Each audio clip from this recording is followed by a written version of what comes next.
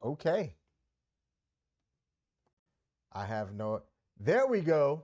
All right. What's up? What's good? What is happening? Welcome to the King and Me Show. I'm one half of the Steen King. Hey y'all, it's me, Michelle. We have sound now, but Okay. that definitely was not sound earlier. Thank you. It's okay, because we got sound now. We got sound now. So we are here. We are live. We are doing the thing. We here at the King and Me attempt to offer a real outlook on a healthy relationship. Real being relatable, Entertaining, accountable, and loving. Now, Michelle, today is what, Monday, April the 14th? Yes. We're getting there. You are happy because of what? Today is my 13th Delta versary. Oh, shout out to the inaugural line of Frederick County Alumni Chapter of Delta Sigma Theta Sorority Incorporated, to my 25 facets of fortitude. Happy Delta versary, line sisters. I love you all so much. Mwah. Ooh. As somebody that's not D9, is it appropriate? Can I say happy Delta versary? You surely can. Happy Delta versary. Oh, thank you, baby. That's what that is. It's an elephant. Okay. This was one of the first gifts I got when I crossed. Someone who is like a mom to me. She's an AKA, and she bought it for me. It was one of the many crossing gifts that she gave me. So, yeah, I was like, let me break out this. I was like, should I wear an elephant or should I just go this? And I was like, I'll do both, because this one has an elephant on it. All right, we'll see. Man, this did not get fixed, and I don't know how to fix it. Yeah, but you know what? Okay. It is what it is. It was working last time, and I thought I had it. But you know what we also didn't have last week when that was working? What was that? Your mic can't have no sound. So I'd rather your mic have sound, and we just have to take a guess on who makes these comments, versus your mic not having sound, and we can see who made the comment. Okay. Let's take a minute to address the audience. Apologies for starting late. We had a phone call just before we went live, and for the relationships that Michelle and I have, it was important to take that call, and I'm glad that we did, or you did rather, and we will always prioritize those relationships and things, over something. So if you're like, man, these guys are normally on time, our friendships and those that call in and nah, that person's family. And say something. You know what? Yes, they are family.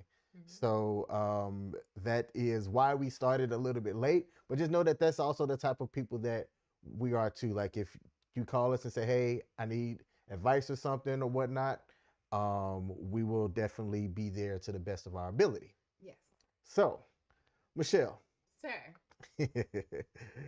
this weekend we had a real, I didn't say an interesting weekend, but it was a like good weekend, interesting in a right? good way. Yeah. Yeah. So I had this plan of renting a luxury car, Oh my gosh. staying in a nice place. Mm-hmm. We were going to go to Richmond, Virginia to see Kev on stage on his Back to the Pew tour. No, Back Pew Kids tour. Back Pew Kids tour. Thank you. Mm-hmm. And y'all, let me tell you, whether you're like churchy or not, it was a performance. It was a show. Whole time I was like, with my little church wave. Yes. So myself, Michelle, and Calsa went. Enterprise gave us an Audi A5, and that's the most raggedy Audi A5 they could have ever given us.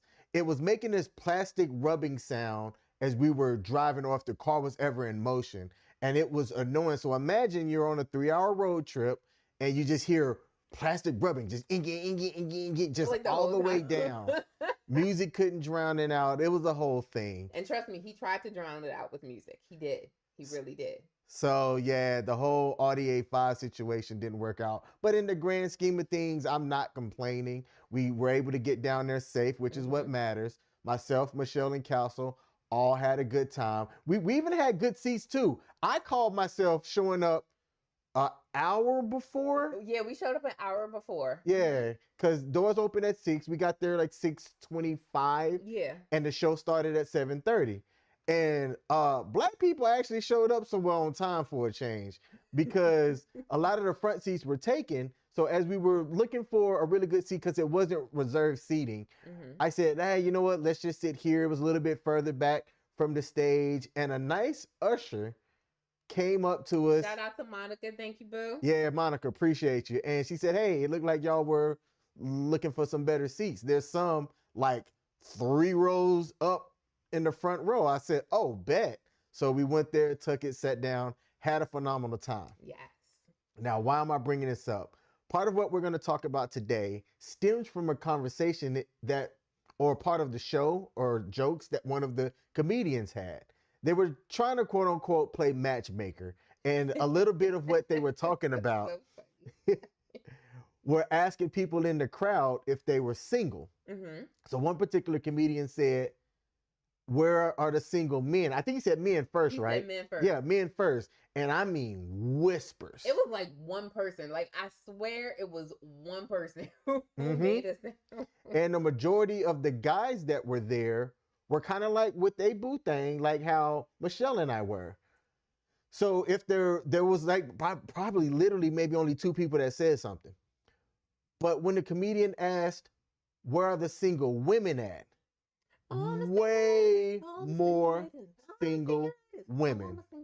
Yes. I mean, way more. It can almost seem like half of the women in there were single women. Not I feel half, like that's a stretch. but 25%. It was significantly more single women in there than there were single men. Significantly more. So it made me think about this. Like, why is that? Why is it that at a comedy show, which is entertainment, right? Even if it was like churchy, but again, for it to be clean comedy, it wasn't just like you have to have been in the church to be able to understand the jokes. I think if you are a non-secular, non-religious person, you still could have found the funny in what they were talking about, because they were all great comedians. But that was interesting to me. And I asked Michelle, why is it that in that scenario, there were way more single women there than single men? And I told you that I was going to bring this up. Do you have an answer to that? Did I give you one on Saturday? No. Oh, okay. Because I'm like, wait, I hope you're not expecting me to remember. Why were there more single women than men? So, number one, it is my opinion that when it comes to the church, women have just been kind of taught to be in the church, right? Like, by and large, we have just been taught to be in there. And I think, I don't know, church girls kind of maybe church girls get a bad reputation. I don't know. I don't have a really good answer, because for me, I would think that if you were looking to be with someone, I'm sorry, I got to turn on the heat because I just realized I was cold. I think if you're looking to be with someone, you should be where the people are. So I don't know why the single men don't go there. Like, I mean, you may get eaten alive, but you ain't finna walk out of there single. If a single man walks into a church, he ain't gonna stay single for long. No doubt. Let's see. Let's acknowledge. So before I give my answer, I do want to acknowledge the people that tuned in. Y'all, thanks for tuning in to the King and Me show. Shout out to Tarika's in the building. Tarika said, I went to Jason's lyric play thing this weekend. How was that? Oh yeah, how was that? How was that? If you don't type it in here, shoot me a message over on Instagram, Tarika, and let me know. I'm genuinely curious how it was. I haven't heard anybody mention anything about it. Let's see. Shout out to Michael Carasquillo. He can get co-executive producer or co-producer like after you. It's me, you, and then CQ. I mean, let's be honest. He should probably go before me. Like, let's call a spade a spade. I appreciate you popping in. We got my pops is in the building. Say hello and good evening. I can hear y'all now. Thanks, Pop. Tarika said, Queen, you got a tattoo? I got 14 of them. She got like a baker's dozen up in this joint. So Tarika and I were having conversations about tattoos. She's not a fan of tattoos. Look, I'm going to be very honest. When I was younger, I was never a fan of tattoos. My middle sister got a tattoo, and she was like the first person in our immediate family to get a tattoo. And I just remember thinking, oh, I don't think I could ever do that to my body. And then I got one for my nieces, and it just kind of steamrolled. I actually liked the way it felt to have that get done. So I just got several. But yeah, I haven't gotten a new one in probably about like 3 years. Especially since you and I've been together. Yeah, definitely not. So hey, maybe that's the secret sauce to this relationship going. Maybe you should stop at 14. I don't know. I'm just saying. Moving on.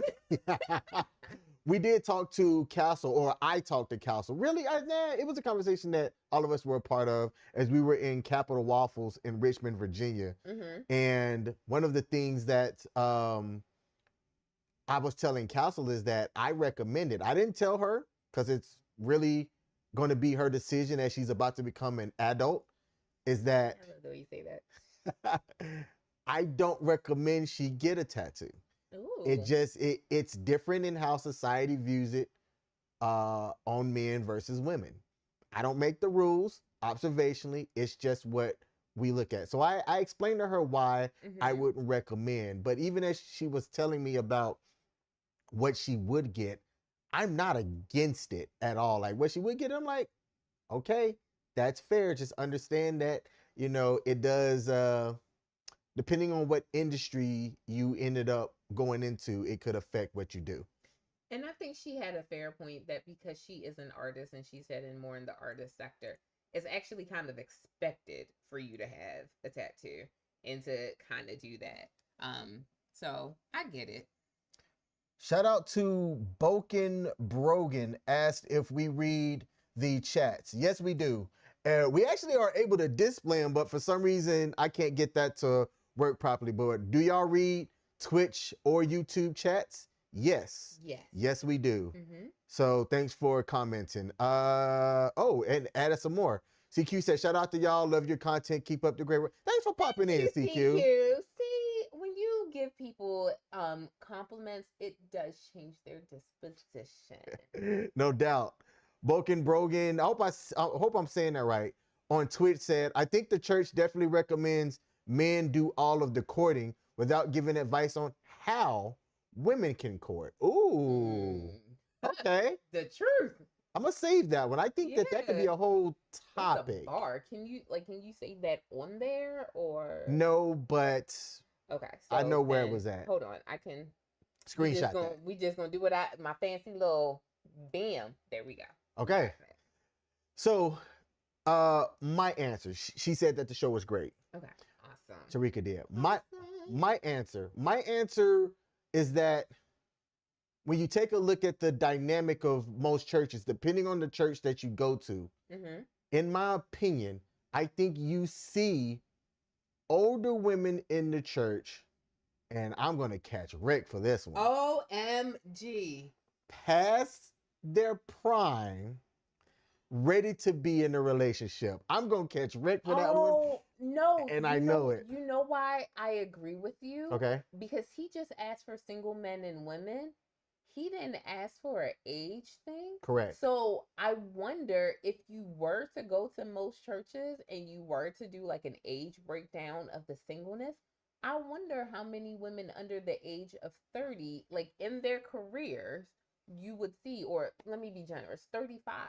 How many women under the age of 35 that you would see in there who is single versus the amount of 35 and up who are single? That's a great point. So that's my observation. I kind of looked around as he was saying that, and observationally, those that made it known that they were single were about our age and older. Okay, bet. And it was a mixed crowd, right? There were people, as I saw other teenagers that were there too, like Castle's age that were there. But you know, definitely because Kev on stage, crowd is 35 to 45, as that's about his age as well. I think me and Kev are about the same age.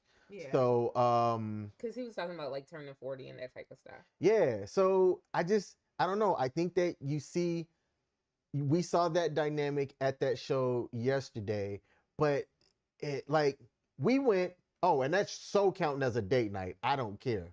Mark it, it counts. First of all, who said it wasn't a date night? I don't know. I just want to make sure that it's known. So defensive about that. I just want to make sure that it's known. We have we're very intentional about this relationship. So something that we do is we ensure, was it quarterly? We at least have, I forget the frequency, but because we're both busy professionals, we try to ensure that we have intentional date time scheduled. One of those have to be where it's just us, because we went this weekend where it was Castle and us. So the next one that counts has to be a just us thing. Just us. No just us, no peace. That was lame. Moving on. Wow. I tried it. It's like you can't, it's like an inner urge with like to just release a dad joke. It's just like it's in there. I tried. Let's see. There's another comment by Boken Brogan. Said, my sister's 45 and she's having a hard time, and hard in all capitals, finding someone. She's been in and around different Baptist churches and has dated. I think he simply doesn't know how to handle conflict, or I think she simply doesn't know how to handle conflict and grow in a relationship.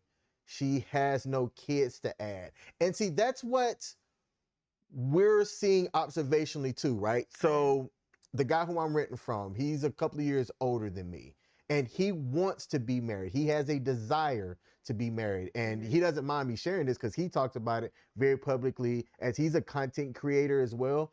Look up TDG, The Dating Game, on YouTube and all platforms.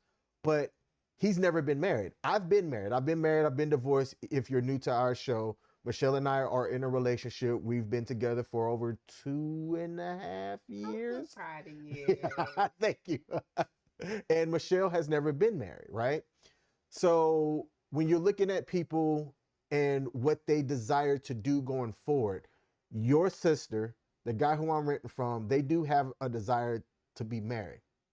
But what's been happening is that you have people that either mess around, play around, and accumulate trauma in their 20s, and then go into their 30s not having really done work to work on that trauma. Right.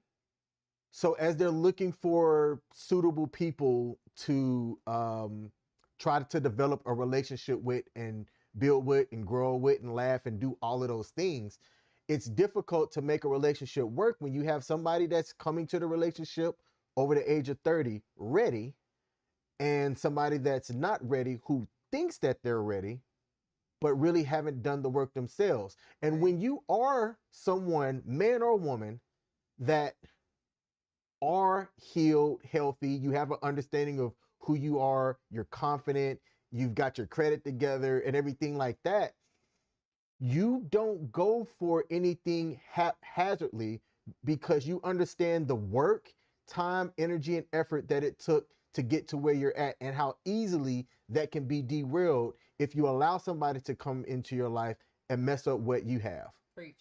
So that's what the guy who I'm renting from, Sean, that's what he's going through right now.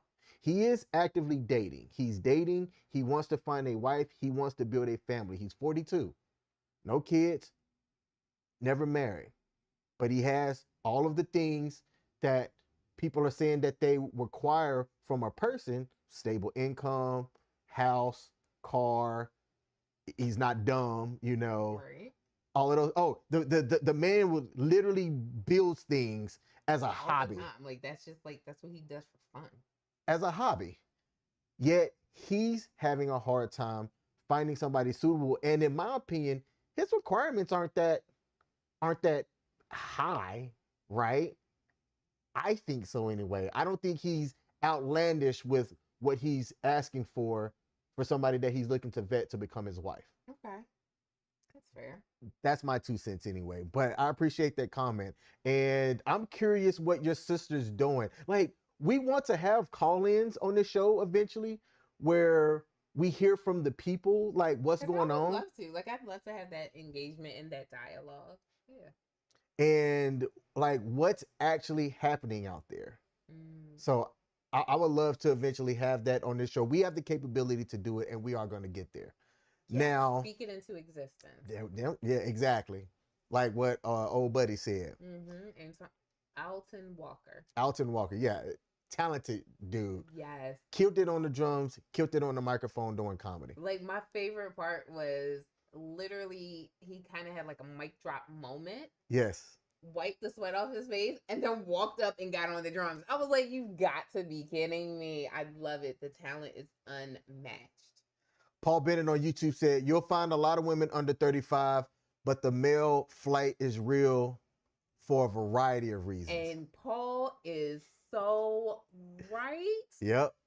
So right. 100%. I think because we were having like this offline conversation about religion, you and I, and one of the things that I noticed is that there is a shift from doing religion the traditional way that people have done it to having relationship. And people in this generation are now realizing that religion's not working, relationship is. It's like just look at it. Me, you, your ex-wife, we all grew up in, well, let me rephrase. Me and your ex-wife grew up in a Black Baptist church. She grew up in a Black Baptist church in Alabama. I grew up in a Black Baptist church in Baltimore. And apparently we weren't taught the same thing. Like we didn't grow up with the same things. And that's problematic. Like people are traveling the world, seeing things and realizing, well, if we believe the same thing, then why didn't we do the same thing? Okay, well, your church did this, my church did that. These two churches didn't do the same thing. So how about we just don't do what these churches did and we just choose to just believe in God and go from there? Yep. Now there's a chat here, and I gotta fix this. So let me see.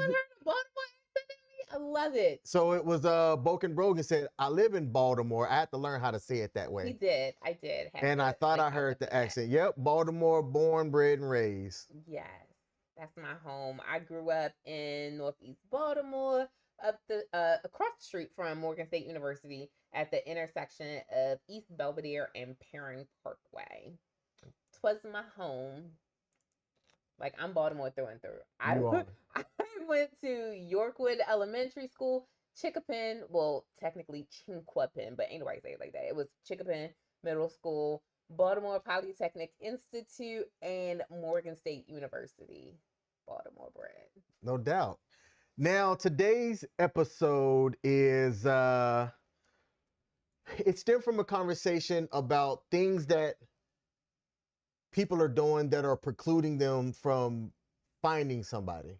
And Michelle and I were having a conversation, and I said, you know what? We should bring this topic to our live stream. Yes, so independently, we've came up with a couple of different points. We're only going to get through a few of them during this live stream today. Yes. In which we're going to share what we thought. Yes. That I'm going to give the perspective that I see from men, what men are doing to keep themselves from finding a suitable person. And Michelle's going to hit me with what she's observing ladies are doing. And I want us to be able to listen to what the other person is saying. And if there's a fault in it, let's highlight that. If there's a fault, okay. Let's highlight that. Okay. Okay, let's go. All right, let's see. Before we begin, let's see. You have to say school instead of school. Is that how this school? School? I guess School? so.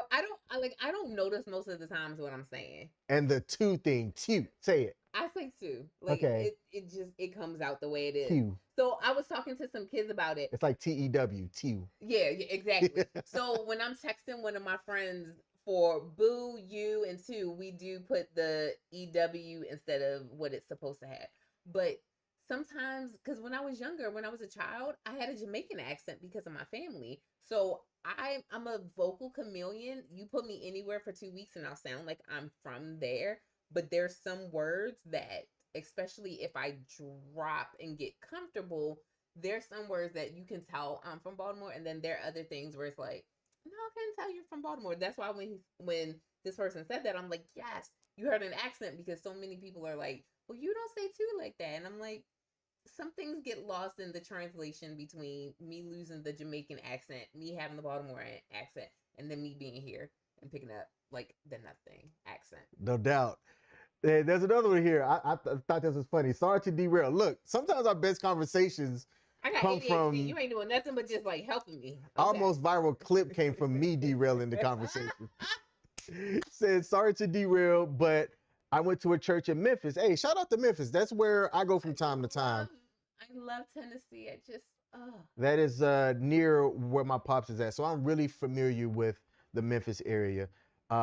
See, I went to a church in Memphis and the culture was way different than church I used to go to in Maryland. I think churches, if you go to a church in Alabama, Georgia, and Mississippi, those 3 states alone, you're gonna have a Delta. You literally are getting. You're gonna have a way different Southern Baptist church experience than any other Baptist church in the country, or in the world. Yeah, I 100% agree, and that just goes back to, why do we have all these denominations? Like, why can't we just do the Bible? All right, so let's get into the topic here. We have a little bit of extra time because somebody don't have a job tomorrow. I'm not gonna keep you. I don't have to go to work tomorrow. Oh, low key, I did order some Instacart food for delivery, and it said it could do priority and get it here for free. So I was like, here?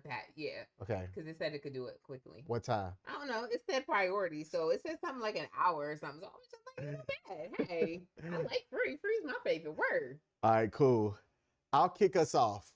What do I observe that men are doing today that are derailing them from finding successful relationships? That's what we're answering today. Well, you're answering for the man. I'm answering for the women. Yes. Okay. Thank you for clearing that up.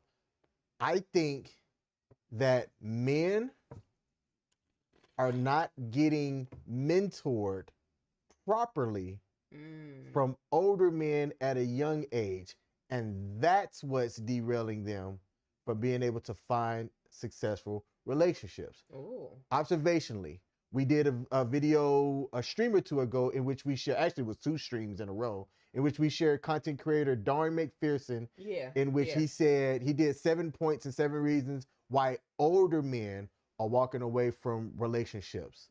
And one of the reasons that he mentioned were that older men have gone through the ringer already. Exactly. They've likely been in a marriage, gotten divorced, getting paid, paying alimony, child support out the yin yang, and then at the end of the day, going to a 1-bedroom apartment that has a box spring and a mattress at the age of 40 with a TV, and that's it. And still having to go to work just to barely be able to afford that place while, everything else around them is flourishing but them.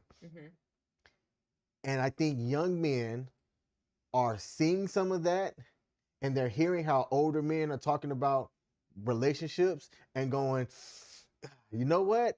I don't think I want to do any of that. That doesn't seem fun to me. Right. So I think that younger men aren't getting properly mentored from people like Paul Bennett, right? Those that have been over 25 years in the game, in the same relationship, which is funny how we got to say it that way because the comedy show, what they said, yeah. Because of the comedy show and all. But they're not getting mentored by older people like that to understand what it takes to be in a happy, successful relationship.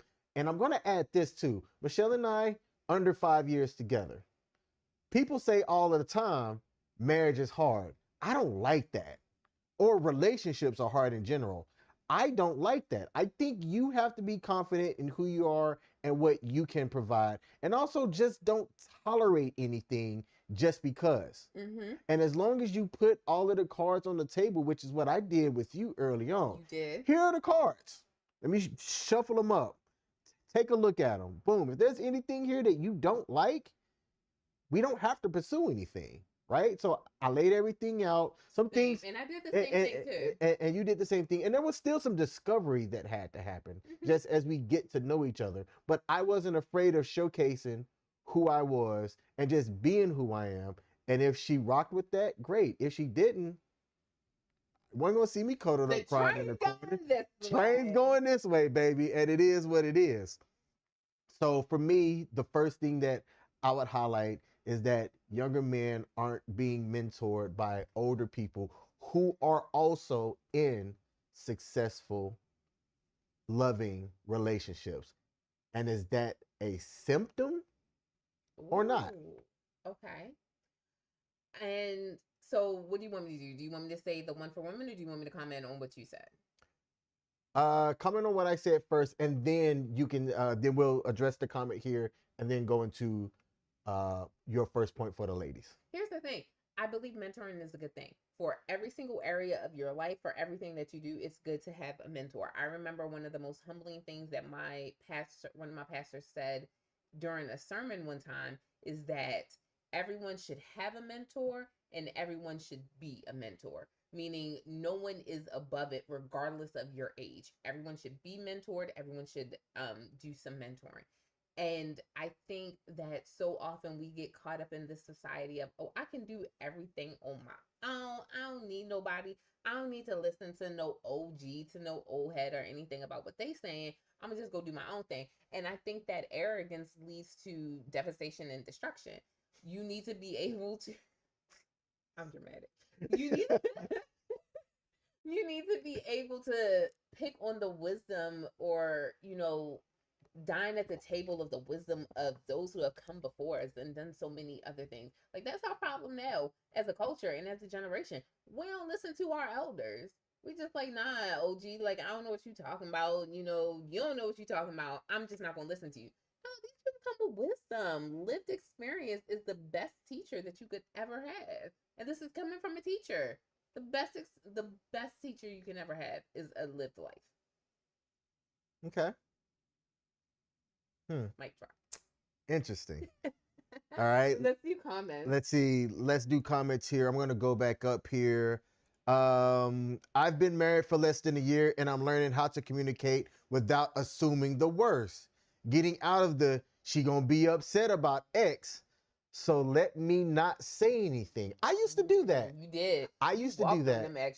I used to do that. And that was one of the things that when Michelle and I got into this relationship, like, that was prime on things that I said I was not going to do again. But a great list of things you weren't going to do no more. That was like right at the top. But I had to learn that.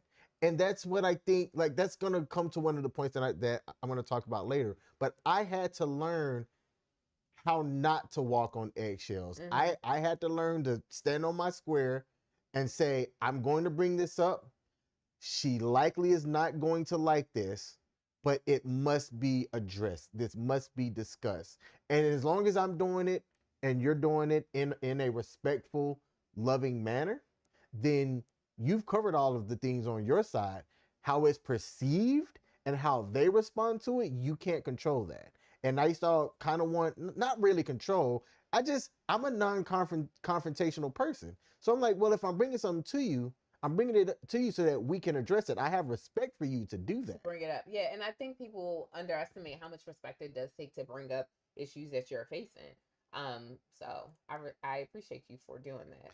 And that was from Boken Brogan. Mm-hmm. All right. And then let's see, Paul Bennett, let's see if I can display this up here, said, younger men don't want to hear from older men. And that's the problem. There's a generational divide. Young men are also much more cynical with all of the negative social media content. on how bad women are. That's also a problem. Part of the problem, but I also say, is it a symptom of what is happening, right? Michelle and I do this because we want to showcase a positive relationship. Now, we are going to have to hit on some of the negative things because we want to potentially showcase a lesson in what might be from those negative things. But a majority of what our channel is about is showcasing the positive things. But let's not get it twisted. There are negative things that do occur in, you can say, almost all relationships. It's negative depending on how you and the person that you're with handle it, right? Yeah. Mm-hmm. So we have a game plan about certain things and we're still learning each other, right? We are still learning. There are things that occur that we have to go, I love you. okay, this wasn't something that we've addressed, so let's address it. Let's have the respect for each other to navigate this in a way that we both have a healthy understanding of what this means. And so far, we've done that. Okay. And I don't see an issue because you are able to communicate. And I'm thankful for that. I mean, if either one of us weren't great communicators, this relationship wouldn't work out because it was something that was high for us.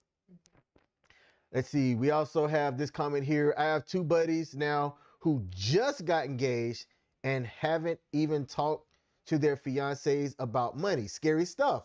We have. Man, we were talking about finances when we weren't even dating yet. When we were just friends, we were talking about finances back then. Yep. And I'm not going to front. It is pretty scary, right? If you are somebody that has lived life, you're likely going to have some debt that comes with that. How much debt? Depends on your choices and things like that. There are a couple of pillars that can derail a relationship. It's how compatible you are with money, how compatible you are sexually, and how compatible you are culturally. I think for me, when I look at relationships, those are the three things: sex, money, culture. And if you at least have an understanding of those three things and you talk about those three things, then, and I say talk, you communicate. You communicate those three things and have you have an understanding of that person, they have an understanding of you, then you can make those things work. But if you've gotten engaged and you don't know how much debt the other person have, if you've gotten engaged and you don't know that person's net worth, y'all are starting 3 foot underwater already, in my opinion. That's fair. There is no way. If y'all are living together and you don't know the person's financial health, problem. Mm-hmm. Problem. All right. So one thing that I would say for one that the what's the setup? Like what's the things that you observe that derail women from being able to find a healthy relationship. Things that I observe that derail women from having a healthy relationship. One thing that I would say is a woman's inability to be honest with herself, period. To be honest with herself. And I'm going to say this in the most respectful way, and I will most likely catch flack, like, because it is what it is. I don't wear makeup. I love me some lip balm. That's about it. But I don't wear makeup. I've never been big on makeup. I kind of threw some on like back when I was in college, like the first 2 years of college when I lived on campus and like thought I was a party girl and like that's what I had to do. I wore eyeshadow and stuff like that, but I've never been full beat your face or anything like that. Nor am I knocking anyone who does that. However, just like when a woman puts on all of that makeup to like present herself in a better light, I think sometimes um we do that figuratively. We put on all of this stuff and all this grandiose idea of who we think we are to boost ourselves and to allow ourselves to be presented in a better or a different light to a person that we're with. And we don't come as our authentic selves. And it's hard to keep up with that. Just like it's hard to keep makeup on for a whole day and to be able to go through it and still be real and still cry, have emotions, and do like all the things, it is very difficult for a woman to walk around living in that air, making it appear as though she's one way when she's really not. So I think one of the things that we do that derail women do that derails them in relationships is that we don't present our authentic selves. Like for some reason we have a problem loving ourselves and expecting and believing that a man will love us the way that we are. So we do all of these changes to be able to fit what we think this man or what we think men are going to want, because this is what society says that they're going to want. And we lose true value of our authentic selves. And little do people know, like, that authenticity is what is going to get and keep a man. Like, I came to you very real out the gate, out the rip with who I was. I used to get my nails done, and that's because like I like having longer nails, and even though my nails can grow longer, they break easily. And I was tired of that. So I like started getting my nails done and everything like that. I have locks. I've never been a weave person. I thank God that I've never had to, because I recognize that there are some women that have to. I thank God that I've never had to be. I don't do the makeup or anything. Like I'm just very, what you see is what you get. And I don't think some women are comfortable doing that. And I think that that's the problem. When you literally can't do it, like literally with how you look, you don't realize that you're also not doing that with how you think, how you act, and how your emotions are. And I think that's problematic because men don't know what they're getting when they get us.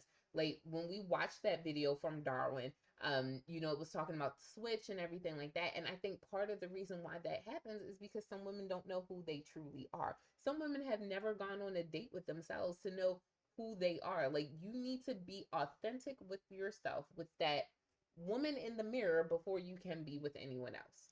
How do we get that? How do we get there? Well, That's nigga, a you ain't told me to tell you the how. You told me to tell you the what. well, What? that's a whole bar though. How do you think that we could get women to understand that?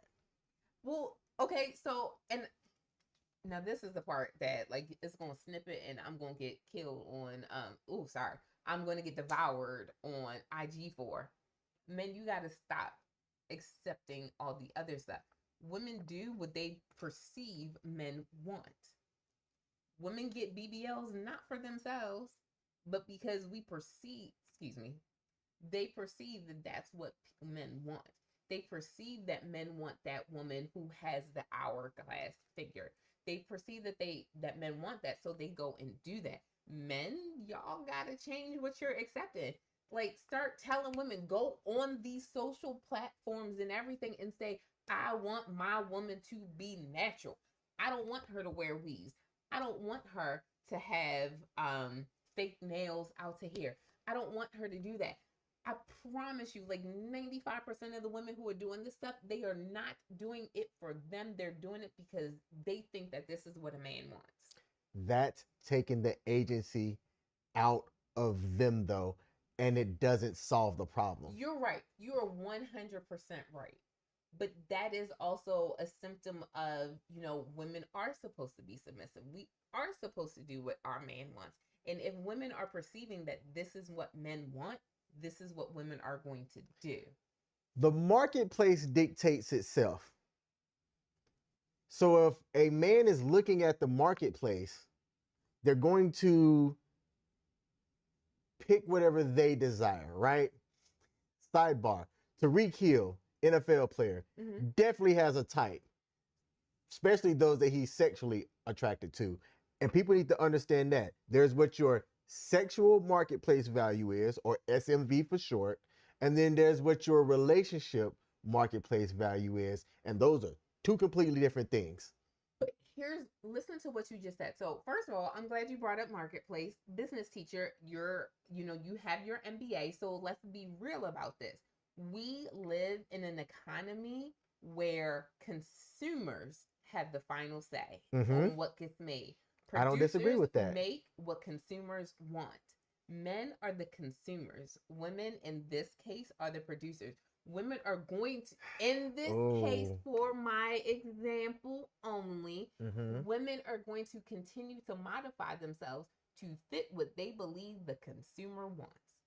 And in this case, the consumer is a man. So a woman is going to continue to alter herself, um, and continue to do what she feels or what she thinks a man wants. Because you said Tyreek Hill is basketball, right? Football. Okay, I knew NFL. that. Yep, I knew that. It's okay. So football, we're talking about multi-million-dollar contract, right? Mm-hmm. So here I am. I want someone who makes millions of millions and millions of dollars guaranteed, because if it's not guaranteed, miss me. But I want someone who is going to make millions and millions of dollars guaranteed. And I see that he has a type. So you know what? I am going to take my behind to the store, literally, so that I can become that type. Because maybe if I become the type that this multimillionaire desires, maybe he'll desire me. And that is what happens. And then it trickles down. So there are women who are going to be able to do it, make those changes so that they can become that woman and maybe stand the chance of becoming Tyreek Hill's woman. But then also, well, if Tyreek Hill is a football player and he thinks like that, maybe other football players think like that. So if I can't pull Tyreek, maybe I can pull his teammate. Maybe there's an offensive lineman who thinks just like Tyreek does, and I can pull him if I can't pull Tyreek. And then women will start modifying their body because they think Tyreek wants this, so maybe his teammate wants this, and I can do that. And then you have women, respectfully, who are a little bit further down the financial total pole, and they can't do that, but they see that what these other women are doing is they have the long lashes and they have the long nails. So I'm gonna go and I'm gonna start dressing like that on my budget friendly version of that. I'm going to start doing that because Sister A did this and she was able to get with Tyreek Hill, and Sister B did that and she was able to get with the offensive lineman on the team, and then so far and so on. So men are showing as the consumers that this is what they're willing to get, this is what they want. So women are producing that. Do yourself a favor this week. Don't read any of the comments that's gonna come. These men about to tear me You all are the going to way get up. inflamed, and I love you, and you love yourself. So just stay out the comments. But I this got a week. man, so I'm good. I'm good. I'm good. We good. We good. Woo-wee. Let's see.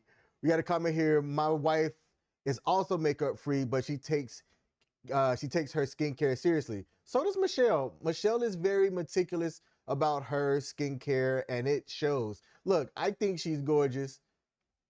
I don't know if it's a result of how you take care of your skin It's and things because like how that. I love myself on the inside, okay? I don't disagree with that. You know what? No, I don't disagree with that at all. I told you very early on, confidence to me is one of the things that I find attractive, and you were confident about yourself. To me, a lack of confidence speaks to your point that you brought up for your first point, and men see that. I have somebody that I'm not going to say any specifics about this person is, but he does watch this show from time to time. I have somebody that preys, I guess is the right word, Prey, preys on women that lacks self-confidence because he knows he could get what he wants in a short-term manner, and then when he's done, he's done. But that always comes back and bites him in the behind because these ladies are expecting a certain thing from him, and he's selling them a dream. And I've told him this, I've counseled him about this, because what ends up happening almost every single time, that that person that he preys on brings stress into his life. And I'm telling him, this is stress you invited. Yeah. You're preying on somebody that you know has low confidence because they'll do what you want them to do, or what you want. Yeah, they'll do what you want them to do. I said it right the first time. Y'all know what I mean. But every single time it will come back to bite them in the butt. And that's what I'm saying. Like, women are the receivers. We are the producers. We're going to be, we're going to act how something is desired. You continue to desire certain things, and that's what you will continue to attract. You change, I'm sorry, not what you continue to attract. That's what will continue to be produced. Hmm.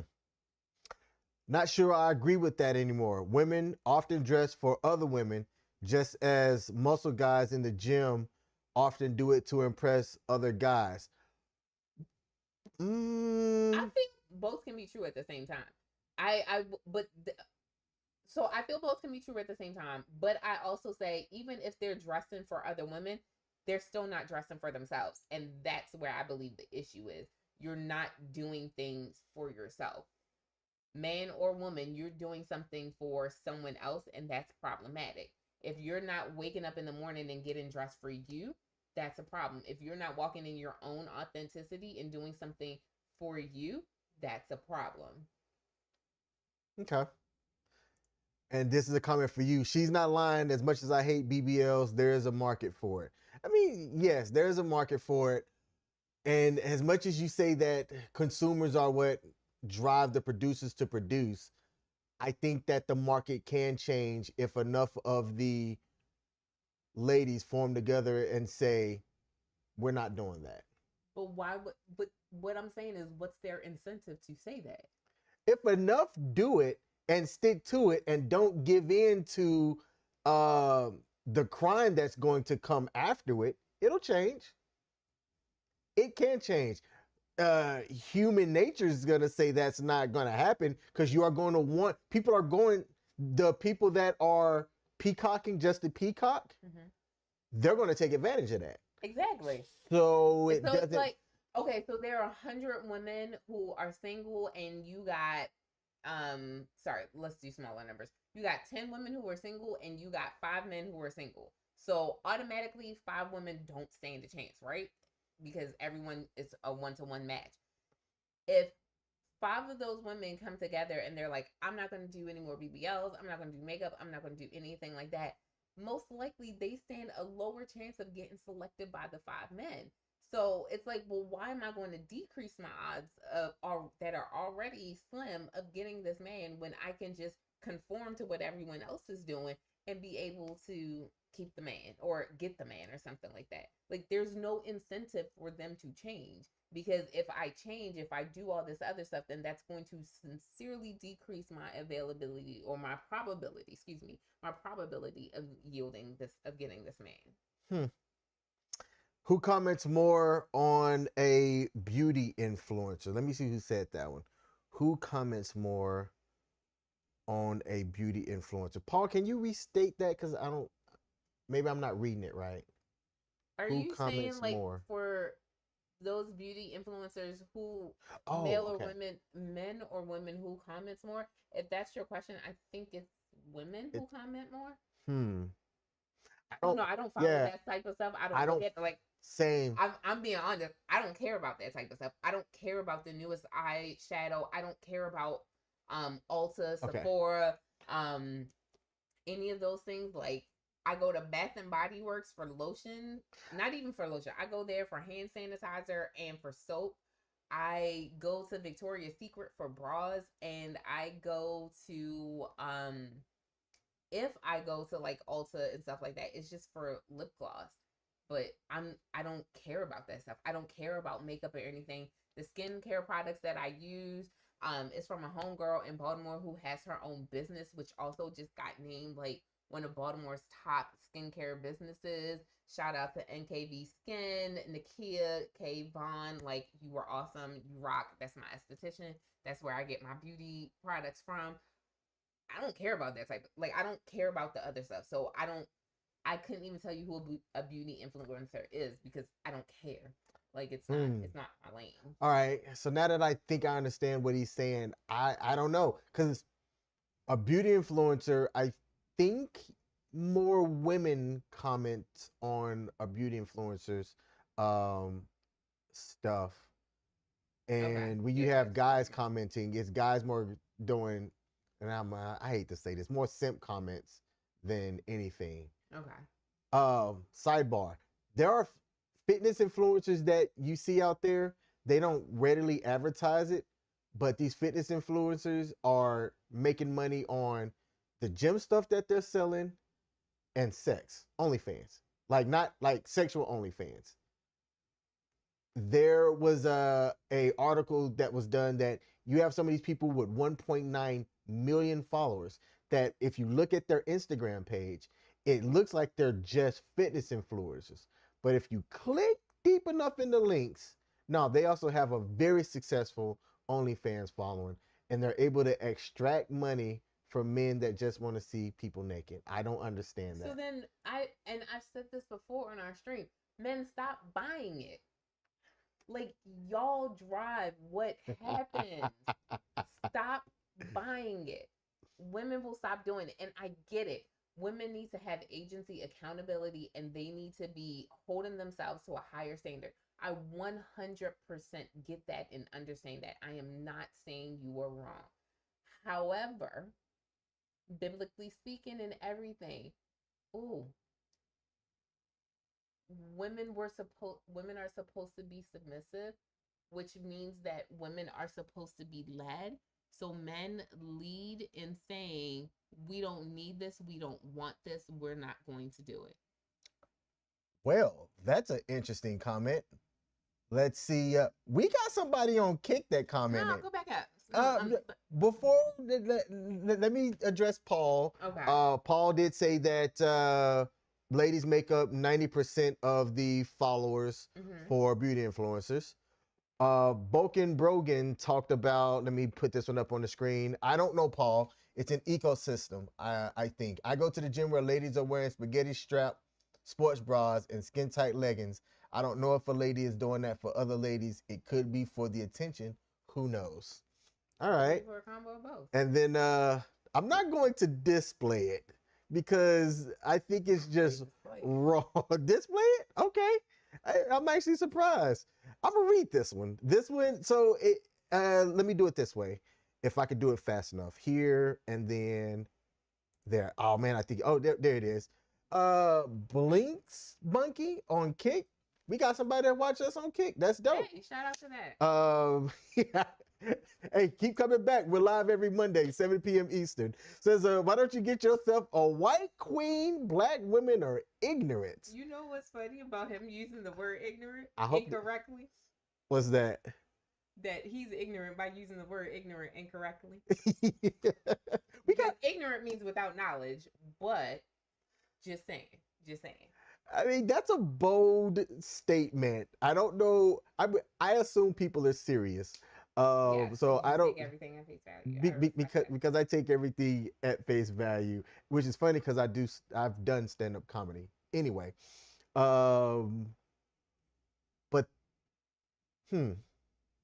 I'll shelve that thought for now, only because I recall actually I am somebody that have dated after my divorce. I dated whoever I was interested in. It didn't matter what your race, ethnicity, religious, whatever. Do you like me? I like you. What up? But I actually caught wreck from people for my dating choices when I chose to date outside of somebody that was the same skin color as you. And I found that interesting. Here's the thing. I believe you want to date outside of your race, go ahead. But it's those types of comments that piss me off simply because you are categorizing a whole group of people based off of some people. And my opinion, that's not fair. It's not fair and it's not healthy. And then you know me, what gets me is when someone uses the term incorrectly. Like ignorant has in society come to mean one thing. But the reality is the true word means like without knowledge. So I hate it when people do that. Like I really, really do hate it when people do that. And then just to like come down on all Black women, like seriously? Absolutely ridiculous. We also had another Twitch follower there, and I'm going to make sure that I say the name right. It won't display it because of the way that it shows. But hello, Sweet Kings. That was from... And I gotta swole back up here. MD Easy on Twitch. That's dope. MD Easy also said, "Can an Indian man get with a Black woman? I love them so much. Much love." Hey, look, it's possible. One of the points that I have, and we might not be able to get to it today, was culturally. I think you have to be open to meeting somebody outside of your culture as long as you have a respect for what that person's culture is. Yeah. Mm-hmm. So that was going to be like my third thing if we got to three, but that's all. I'll say that for now. Blinks Bunky also said, ooh, hoo, hoo, hoo. Black women are loud and ratchet. White queens can treat a black king better. Yes, that's why those marriages thrive so much. You know what? Let me stop because I'm just super petty. So we're Uh, good. All right. And Bolts Broken said, I'm like you, King. I wanted to date anyone and everyone. I had a big crush on this girl. I went to You Howard went to with. Howard. HU, the real HU. I love it. I'm sorry. My bad. I am loud. This has been my favorite episode so far. Let's see. Her name was Olivia, and she looked just like Olivia. Oh, okay. Dime piece.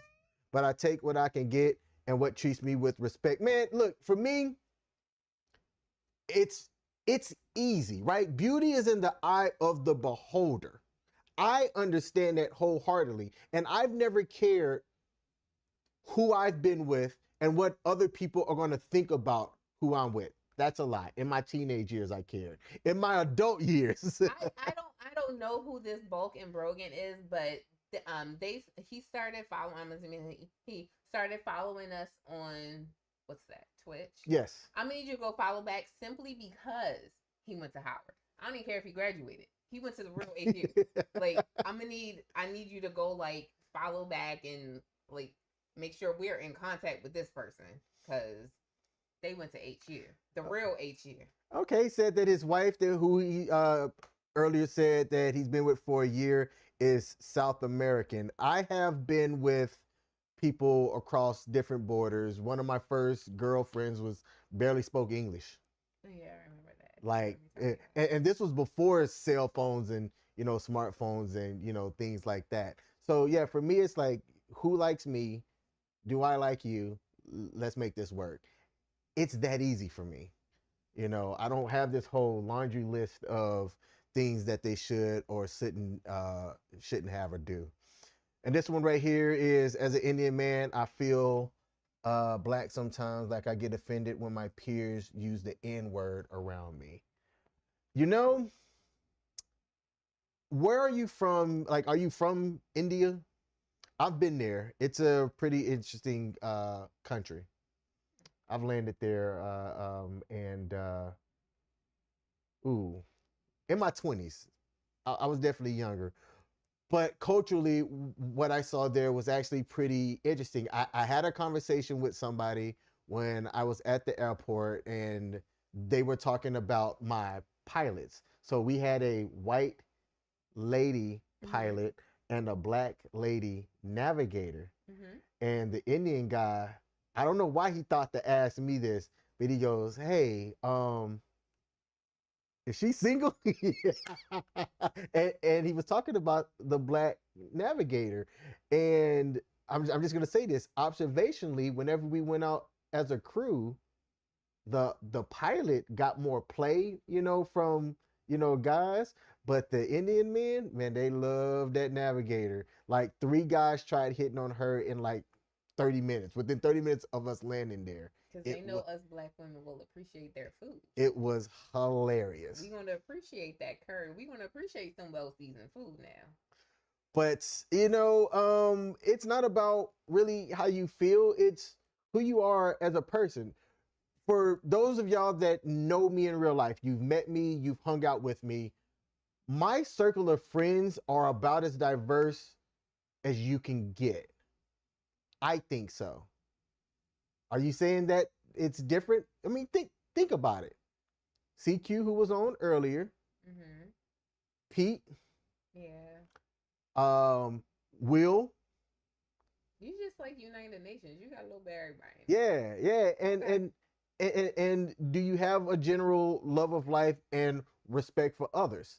if that's who you are, we can rock together. If you hate people just because of what their skin color is, or you won't date somebody just because of their skin color, like, to me, that limits you on your options throughout life. And some people are gonna go, well, I'll be fine with that. What if And it's it is not what a it skin is. color thing, but it's a cultural thing? What you mean? So, let's see, because I like to watch those Netflix dating specials and Netflix and Hulu. So I watch the Muslim matchmaker, I watched the Jewish matchmaker, and there was one other one that I watched. But specifically thinking about the Jewish and the Muslim matchmaker, those people were on there to date and marry someone who was of their same faith and of their same faith. And by doing that, sometimes they were dating outside of their skin, outside of their race. So for example, on the Muslim matchmaker, which I think was on Hulu, there was this one, I'm trying to be polite, uh one person on there who was of a minority, who was of a historically marginalized community, Muslim, and he went on a date, like he was matched with someone who was white but also Muslim. So for them, it wasn't about skin color, Okay. it wasn't about race, it wasn't about ethnicity, it was about religion. Okay. Like that religion mattered more than everything else. And for some people, like that is what matters more. Sometimes when you get down into the Jewish community, they do want to stay within the same sector of Judaism. So you may see that there. So is that okay? Like if you're not willing to date outside of your culture, even if that means that you are dating outside of your race, but you're not dating outside of your culture.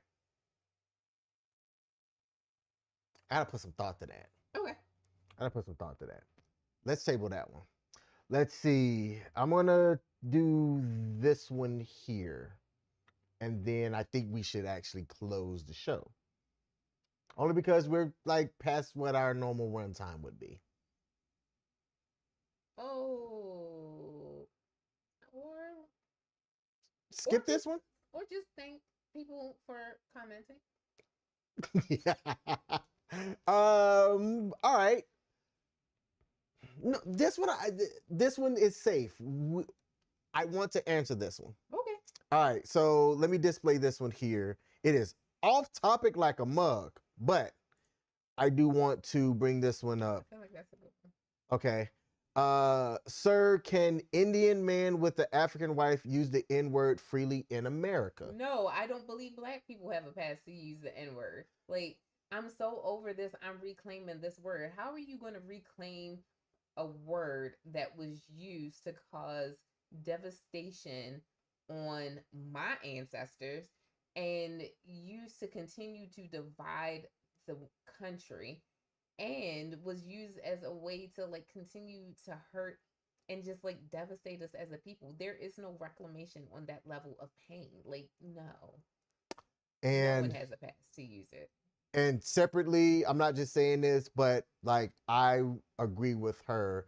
I think that it's I don't.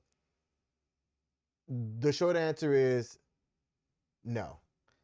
It shouldn't be something that's used really in general, and it's one of those things that hip hop culture is what's keeping the word alive for endearment, and I think it's hip hop culture only.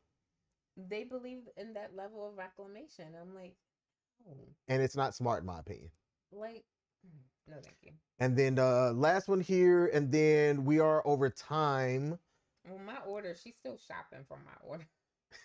Said, I did have a hard time dating white women, unfortunately. I love all women, but dating white women is the most difficult just because of preconceived notions they have about us Indian men. Huh.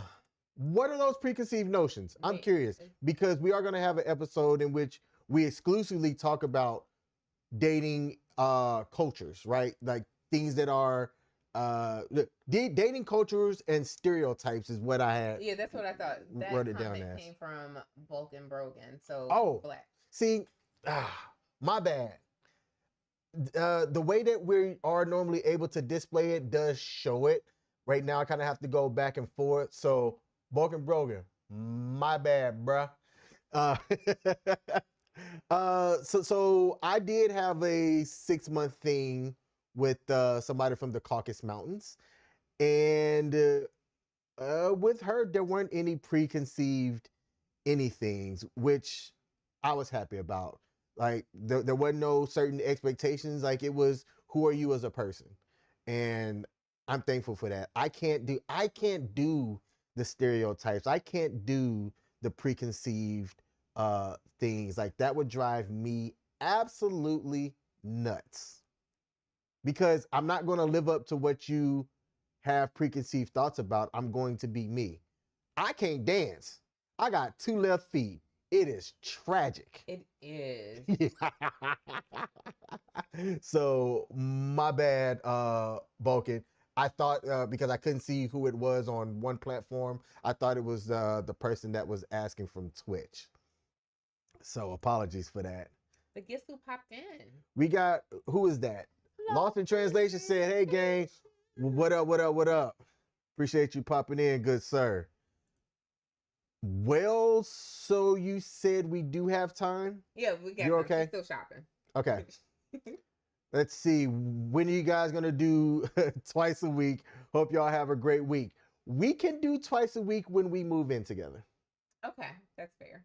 We can certainly do that. Like that's been a thought or something that I've had for a couple of things. A little bit more exposure for us, and I think we could have like a dedicated show where it's more about people calling in and contributing to the conversation themselves. So I like it when we on the same page. so funny you should say that, because that is going to happen.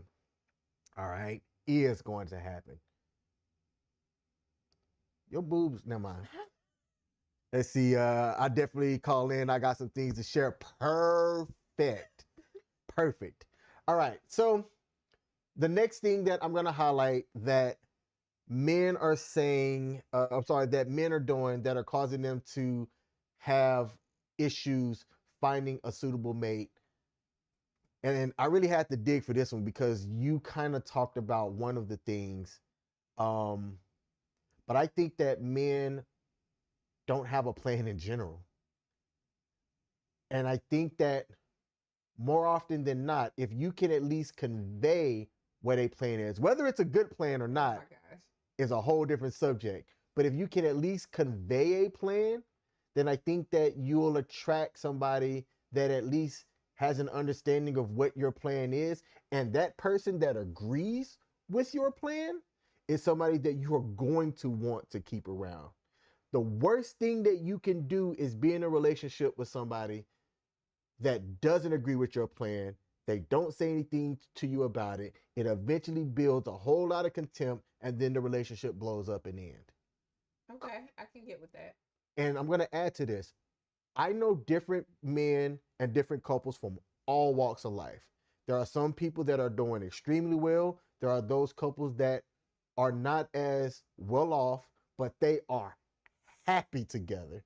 And those are the relationships that I find interesting, because what I've observed, and this is just my take on this, is that some of it has to do not necessarily with how you were raised, but how you were raised culturally.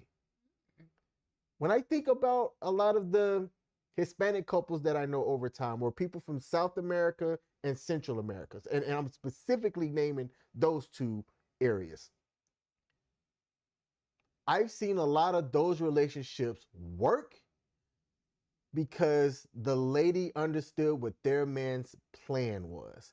And if that man's plan was, I'm going to work hard, I'm going to do whatever I need to do for this family, and that might mean that I'm 60 hours a week working, then that lady is happy knowing that she can do whatever she needs to do for the family, whether she's a working person herself, whether she's a stay-at-home mom raising kids, and it works for them.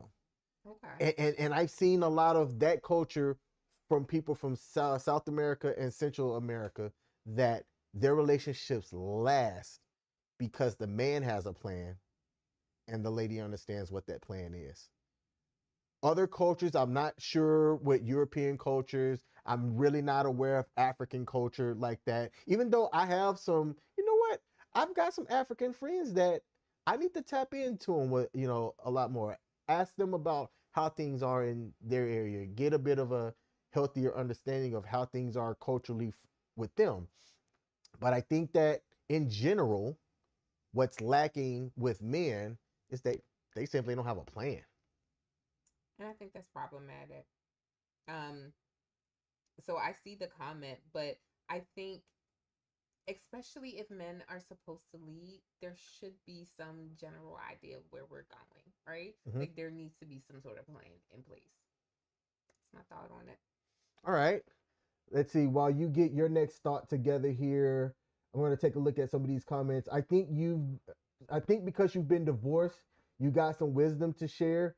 And we talked about that a little bit earlier in the stream, right? It's that lived experience. I'm not going to be able to really connect with the 18-year-old. They're going to look at me as a fossil. I got called Unc coming out of sheets the other day. You got Unc status? I got Unc status. Oh, that's not good. And then somebody, they consider that to be like ancient. And then somebody that just turned 40, that made me feel some type of way. As you should. And my brother had it happen to him not too long ago as well. And he's a little bit younger than me. He's 38. But I got to the car and I sat in the car for a second like, dang. You old. I just got called Unc, which is a respect thing. Mm-hmm. Right here, plans are for women. Most of our days will be regular, and that's hard for women to feel like their life may be ordinary. Let's stay on this. I was talking to the guy who I'm renting from, and I said, you know what, man? I could be sitting in this chair staring up this ceiling, which the ceiling's nice. It's got these nice little star twinkle things going on. And really not be thinking about nothing. And I could be down here for 30 minutes and be happy and content. I told Michelle that if she ever in her life comes down and ruins that piece for me, this would be a relationship that wouldn't be able to last. Whoever said that, let me see who wrote that. That was Lost in Translation podcast. You are true. Plans are for women because I could go about my day. But there's no order. Like there's no order. Like, here we go. Yo, come on. No order. Come on. Like, you're just like, oh, let me just like la-di-da-di, whatever. Let me just do this thing. But like there's no order and then you miss things. To you, it doesn't look like order. But you miss things. So it's not that it's to me, it's the end result tells me that you've missed things. But at the end of the day, I may not care about the impact of the things that I miss because the hierarchy of things is the protection good? Did the bills get paid? Do I still have a roof over my head? Like the umbrella of stuff that falls under that is really what I care about. Okay, so prime example. I know what you're going to bring up. I'm not trying to spill your tea, so I'm going to, redact some things. Go ahead, because I think I know what you're going to bring up. So Friday. Yep. Friday, that was your compressed off day. So you were scheduled to be off and everything. And in my head, I was like, oh, I should text King and tell him to do his taxes. But I forgot because I have the ADHD and a horrible memory. Mm-hmm. So I forgot to tell you. And then you went and you did several things on Friday that were not important after your doctor's appointments because you did have you had 2 doctor's appointments. So you did several things on Friday that weren't important in the grand scheme of things, that had you had a plan and stuck to it, you could have gotten your taxes knocked out on Friday and like been done with it and whatnot.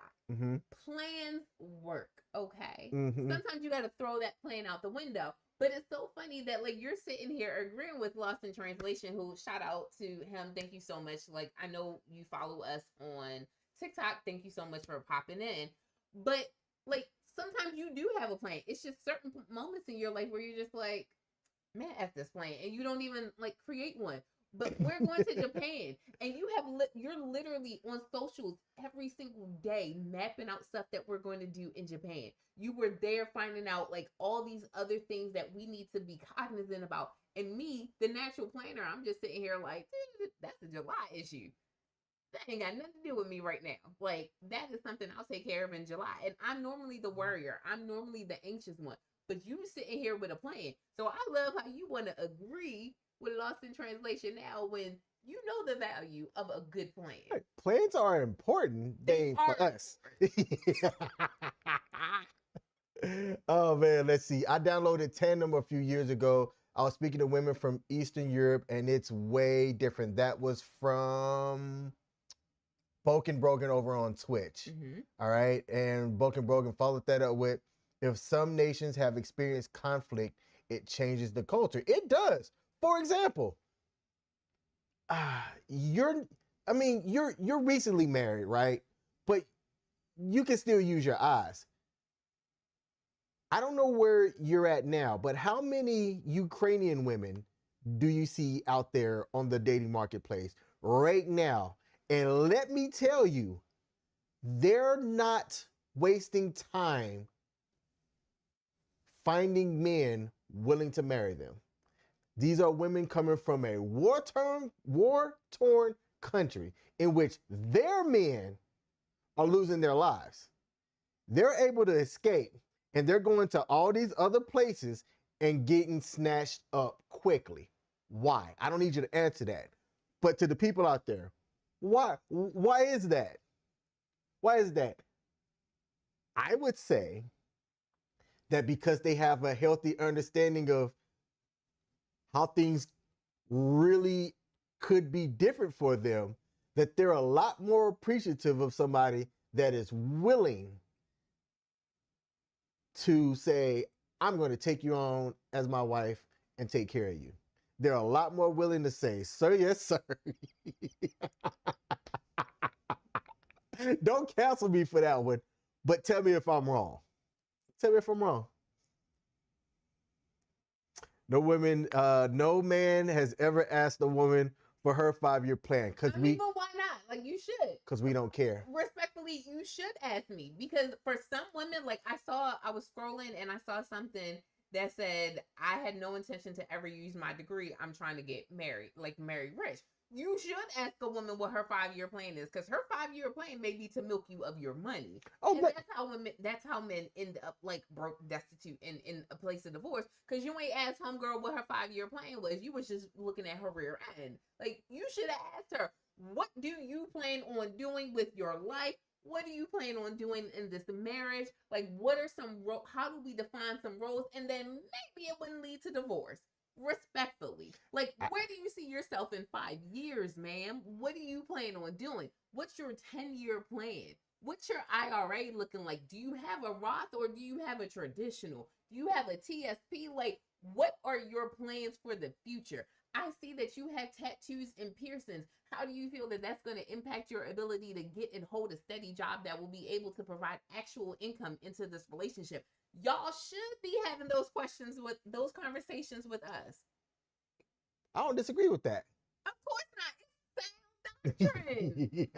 Y'all should be having those conversations with us to be able to find out like what we're thinking. Some women literally just have air passing up in their head, and like there's nothing going on from A to B. Like there's nothing happening in there, because all they're thinking about is, if I have a baby by him, I can become a millionaire. 50 Cent said it best. Have a baby by me and be a millionaire. And like, that's what happens. That's what happens. Didn't we just see that with that basketball player who homegirl popped out a baby for him, like 4-month-old baby, and he just paid her well over $1 million to be able to cover $5,000 a month for child support for 18 years?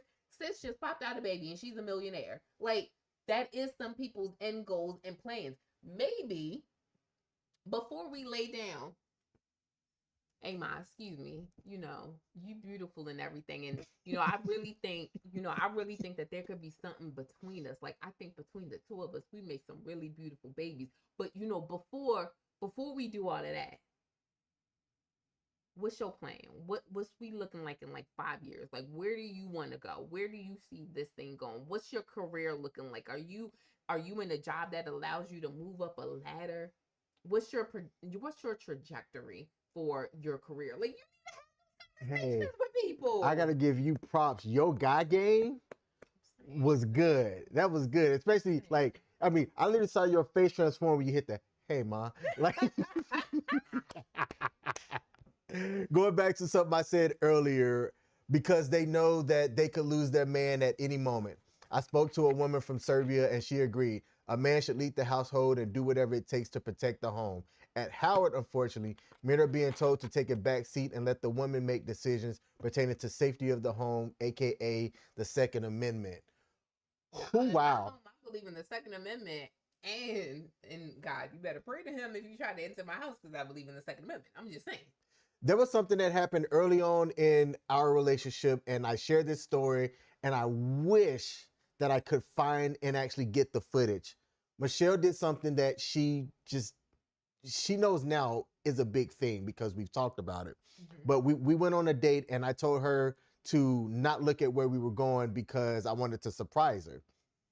Oh, yeah, that time. And I live in a really good neighborhood. Let me just say that. So when you see somebody that don't look like they belong, it stands out. And there was a guy that was walking that just simply didn't look like he didn't belong. And crackhead type dude, which is, you don't see that where we live. And he was talking to himself, but I thought he was rapping, may have had on some earbuds or something. No, dude was just cuckoo for Cocoa Puffs. And as he's walking in front of the car, I'm waiting on traffic to be able to turn. He doesn't walk like in front to basically cross the street or cross the road. He looks like he's gonna come towards my door, mouth some very inexplicative words that I was able to read. And then at this point walks like back towards behind my car. And Michelle's just doing her thing because I told her, trust me, don't pay attention. I want it to be a surprise. And then the next thing I know, as I'm still waiting on traffic to be able to turn, this fool looks like he's about to reach into his waistband, like I said something or did something to him. So I immediately said, skirt, and got on out. And I didn't tell her anything about it because I didn't want it to ruin her mood or anything. I mentioned it to her. I don't know if I did that same night or not. I'm not sure. But the point of me sharing that is that you trusted me. And I hear that and I understand that. I do want to talk about what Brogan wrote. And here's my thing. No, you gotta this one. So he first said that women aren't that honest. I plan on using you and cheating on you, and sign me up for that. But here's the thing. You ask the question. I'm not even being funny. Ask the question, and then you have to use a level of discernment. If the woman is talking trash or she can't give you a guarantee what she plans on doing with her life, then don't lay down with her. Like, some women are not that honest. I will give you that. But some women also aren't that bright. Oh, Lord. Some women aren't that bright to be able to deceive you. You can pick up on that. Like, if you have that conversation and you pick up that a woman is just like, well, I don't know, I'm kind of fluid with what I'm going to do. Run the other way. But at least you would have asked that question to know that you can then run the other way. And then you can go to this one. We don't ask for her 5-year plan because we are their 5-year plan. Well, then don't be her 5-year plan. Like, it's really, really just that simple. Ooh. I see it. Look at what happened to Megan Good. Her husband wanted a kid, and she used the career not to have him a kid. And he promptly said, yeah, I'm done. And that's fair. Have that conversation. And then men use discernment. So you have that conversation, you hear what the woman is saying, use discernment, which means close your eyes.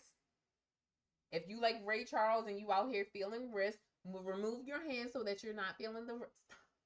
Remove your hand so that you're not feeling the wrist to see how attractive she is, and listen to what she's saying. But I've already seen your cleavage, so if I close my eyes, I'm still seeing it. You got to think with what's up here and be able to use that to help you make decisions on where to go. A woman will tell you, like, I think one of the things you picked up on me is that I am passionate about a lot of things, finite on very little. If you're okay, you obviously were okay with that because you chose to still be here because you knew my love is real. Like, I may be flighty on a lot of things, but my love is real. That was a choice that you had to make. You had to use discernment for that. Yes. You couldn't think with, the lower half of your body. You had to think with the upper part. Like, you're not even thinking with your heart on that. You're thinking with your mind on that. And that's all I'm asking men to do. Think with their heads. Like, have that conversation, ask those questions, and then use your brain to guide you on what you're going to do. She did check out, so she is on her way. Okay, good deal. And he said that with what Megan Good did, that Megan didn't keep her word. And unfortunately, yeah, I'm not saying that it's fail safe, that by you doing this, that there aren't going to be women who slip through the crack. There's a reason why that phrase exists, right? Some people do slip through the crack. I'm not disputing that. I'm saying I feel like we can avoid a lot more heartache if we had those conversations. Said, and if her husband was a pastor, what chance do we have? What? You're not helping me here. Help me, please. Help me make my case. That is hilarious. And but also, level of discernment. Husband who, wasn't he a virgin when they got together, or like he didn't believe Devon Franklin? I'm not sure. I don't know. They didn't have premarital sex. So that I do know. They didn't have sex before they got married. They did mention that, but that don't mean they both came together virgins. Discernment. No doubt. My answer to everything is discernment. All right. So you said that they're checking out for Instacart. Oh, no, they already checked out. So, like, they're on their way. Okay. We should still wrap up. That's what I'm saying. That's the point that I was getting to. We should wrap up because Instacart's on her way. But we went a little bit longer today as we started a little bit after our normal time. Plus, the conversation was good. Shout out to the people that tuned in on Kick and Twitch. It's rare that we see people join from those platforms as we just created our stuff over there. But if you're new to us, thank you for tuning in. I'm King, that's Michelle, aka ME. We are a couple that's been together for 2.5 years, and we decided to create this channel to showcase our growth and ultimately say, like, it's not all trash out there when it comes to dating, relationships, and meeting people. And we wanted to showcase the opposite of the bad things that are being displayed, the opposite of a lot of the negative that does hit social media. Now, what that means is that we're not as popular because of that. Like, if we were on some pop the balloon, explosive, you have to things like that. Have to end so you can go watch that episode. That, like, then like we could have those numbers, but we like I like peace. Michelle. And if I'm putting words into your mouth, please tell me. Michelle values that she's with somebody that loves and respects her. At the bottom line, she sees that in me. I give her that, and she honors that. And me, I honor and value respect in the relationship. And after respect is love for me. Right? That's me. Other people's situation are different, but we have an understanding of that about ourselves and about each other. And I can't ask for anything more. I told somebody last weekend that with what I give her, she gives me everything. But I think that the same can be said the opposite way as well. With what she gives me, I give her everything. That's all we can really ask for each other. Oh, you love me.